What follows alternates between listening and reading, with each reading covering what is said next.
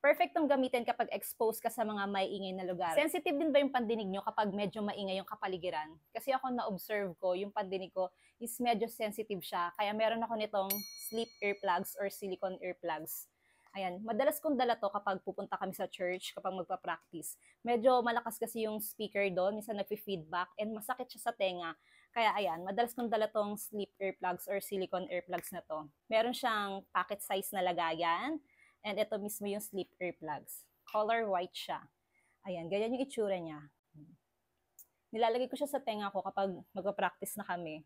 Ayan, pag ganyan, very comfy lang siyang suotin. And kapag sinuot ko talaga to, nalilesen yung ingay ng kapaligiran. Ayan, madali lang din siyang tanggalin sa tenga. Washable and reusable na rin to. Magagamit mo talaga to ng pangmatagala. May isa pa tong available na color. Ito, yung color black. Hindi siya kita masyado kasi black siya.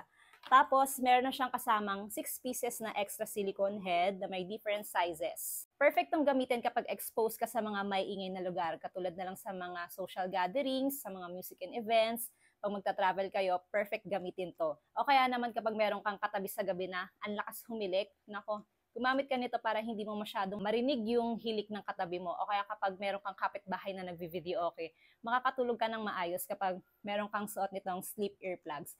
Not totally na hindi mo na marinig yung paligid, malilesen niya lang yung ingay ng kapaligiran.